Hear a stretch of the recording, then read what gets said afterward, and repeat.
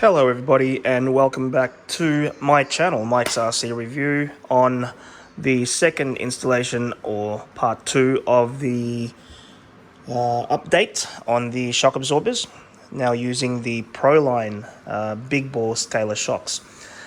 Bit of an update as always with me, not everything goes right. The RC4 drive shocks that I purchased, as you guys now know, were not right for this because they are leaking.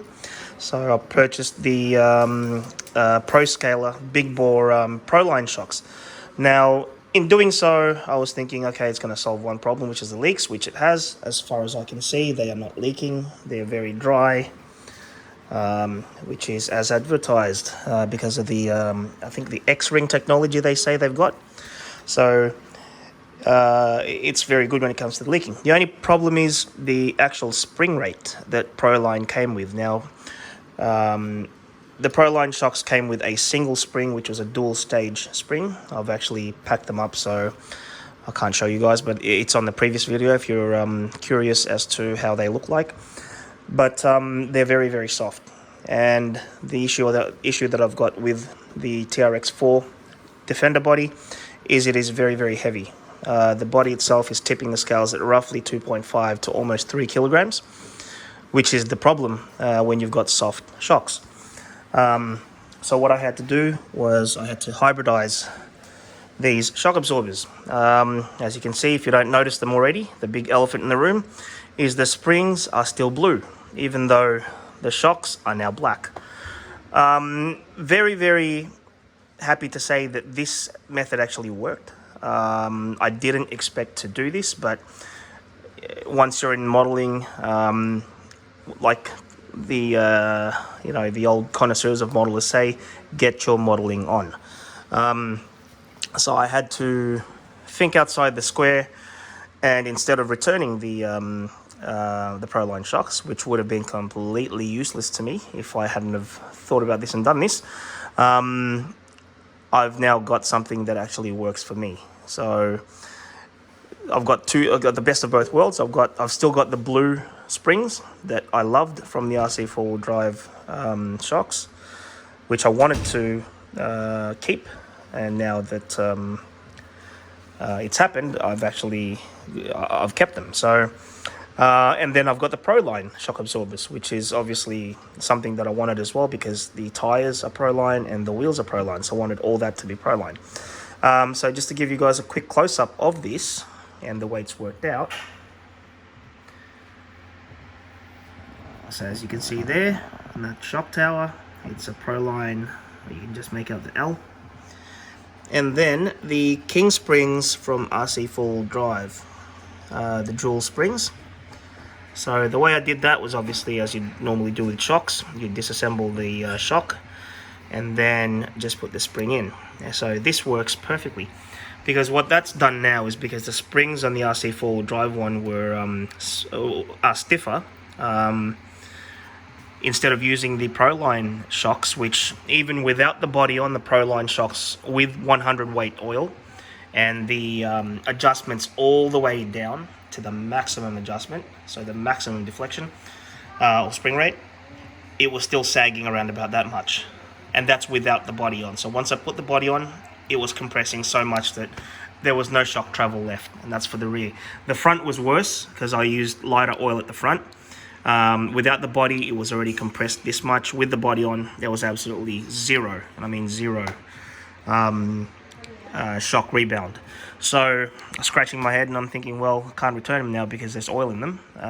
As you guys, if you don't know, Prolines, when you buy them, don't come with oil, and that's how, if you were to return them, that's how they can prove you haven't used them. But because I put oil in it already, obviously they're not returnable, unless they were broken, which they were not.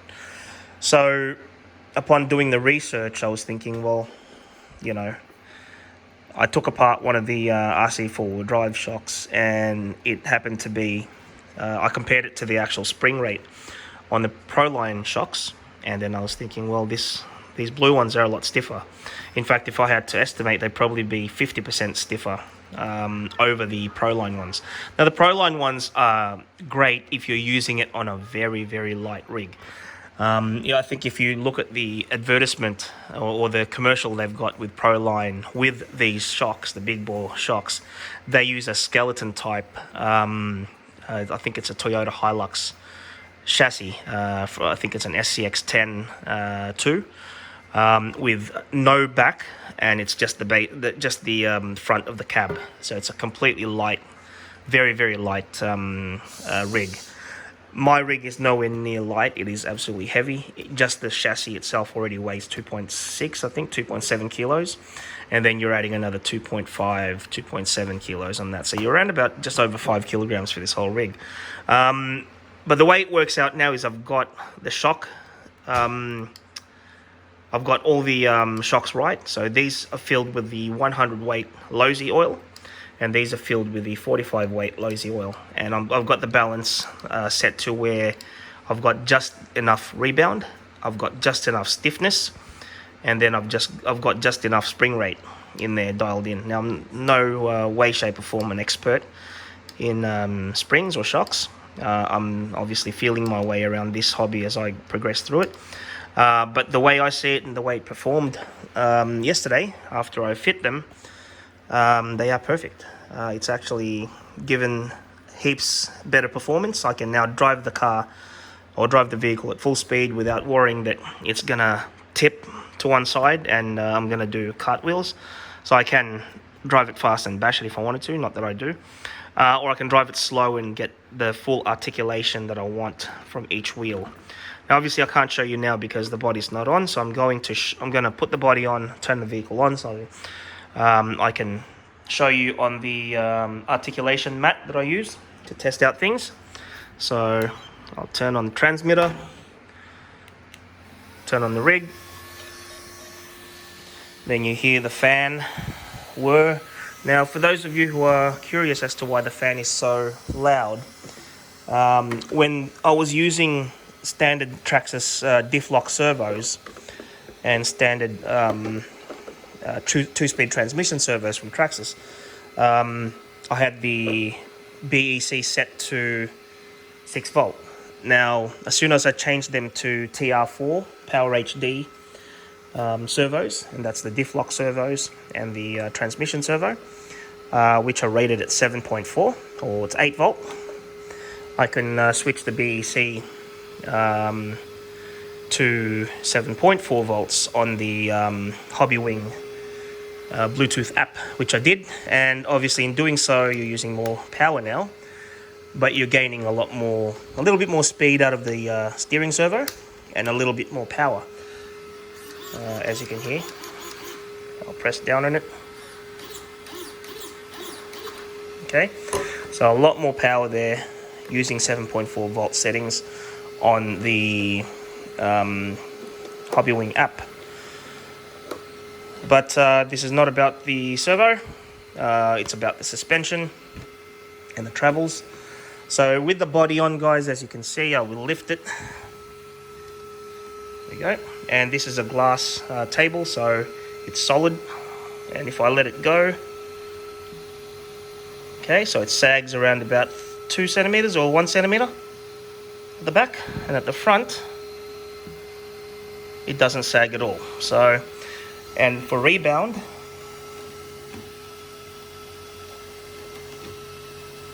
okay, that's perfect. Now for bounce, there you go, even better. Now as far as I can understand, in testing and in watching a lot of other YouTube videos, what you don't want in a crawler is bounce. You want it to be where you get the articulation. Okay, so if I lift up this part, so that's the articulation. That's a very, very good articulation there for the rear and for the front. Okay, so, and the good thing is, because there's no sag, there's not much sag in it, I can now drive it fast without worrying about tipping. Because what used to happen with the RC4WD drive ones was turning a corner, even just having it on low gear, and then flooring it at with a 3S battery pack, when you turn, it tips that much. Okay, and that's enough to, at the right speed, tip it over, especially on grass. And I don't want to damage the body, obviously. So now there's a lot more stiffness in it, okay, and less bounce. So as I said, I'm not an expert, guys. I am feeling my way around suspension setups, and at the moment I've got it to a point where I'm absolutely loving it. So I can drop it from, say, this height here, and it doesn't bounce. Okay, it just absorbs it, which is what a shock absorber is supposed to do. So, yeah, there you go. So, I'm very happy with that setup. And now I'm going to do a little bit of driving. I do apologize that it's indoors at the moment, but at least you can get a little bit of an idea how good these things are. So,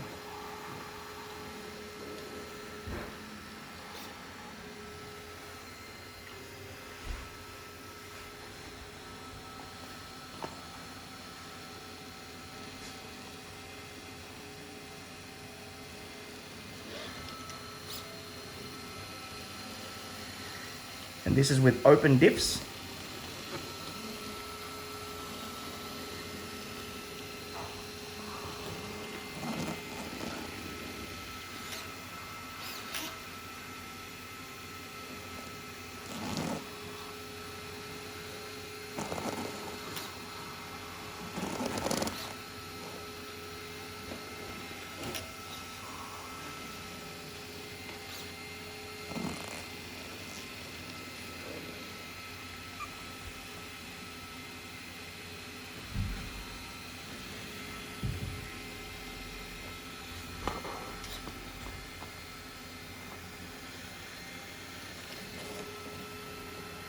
See the articulation there, so that's on full deflection. That's on full articulation. And then going to the rear,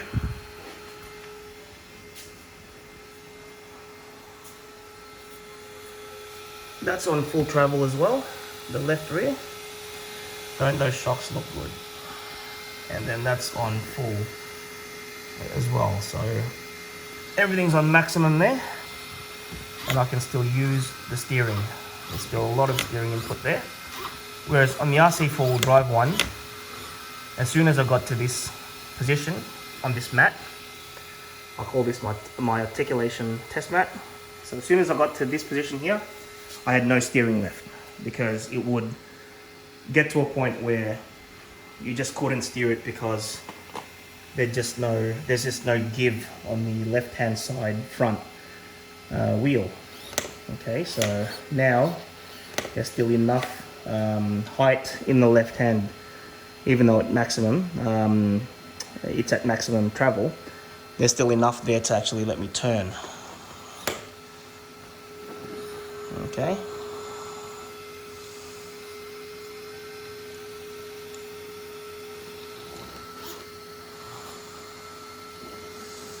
as I keep saying, whoever complained about the modulation on the Hobbywing Axe 550, I don't know what they're talking about, seriously, because how much more modulation would you want out of that? Okay, it's either he didn't set it up right, or his fingers don't work right. This is me using one hand, and then taking a video at the same time.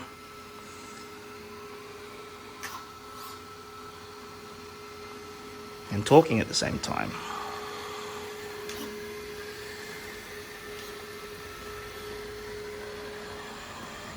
So I'll do a quick reverse articulation shot for you guys. And as I said before, this is all on open diff.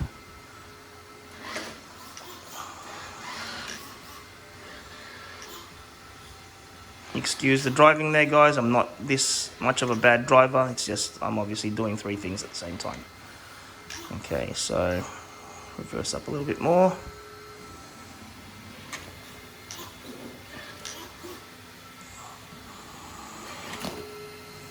Okay.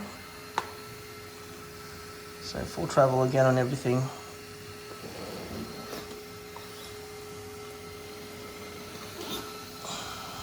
I love that position there. And they've still got good steering authority, even though it's at a very precarious point of its travel on the suspension side of things. So this is the part where you should lock your diffs, which I will. Now normally you just have to lock the rear, but I've locked all four.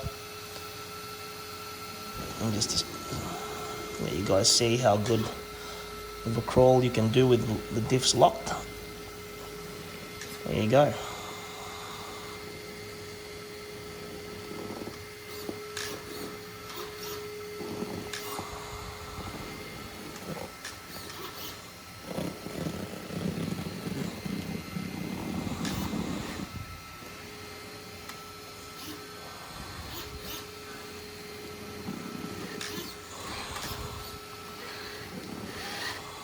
Needs a bit more speed. There we go.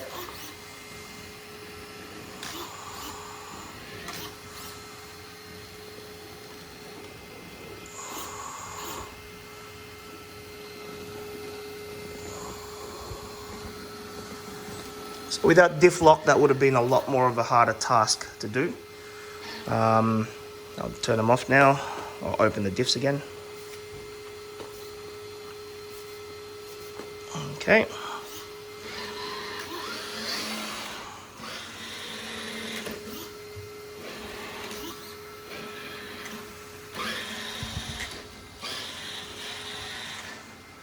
And then one more shot.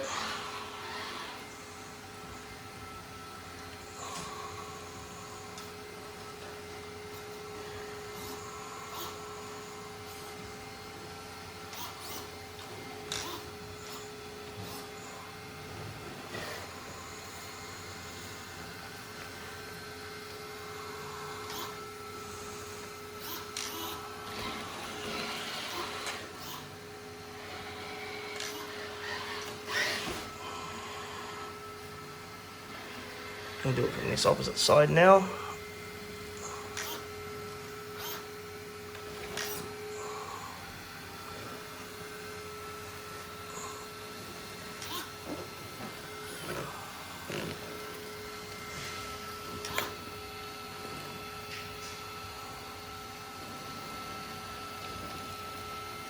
Okay, as you can see how this shock here at the back rebounded very, very slowly after it got off.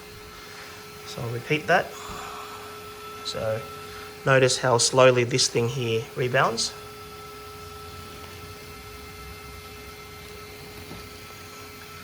See how it just sinks down very slow instead of a full drop. So that's obviously the oil that's doing its job in the shock absorber. Okay.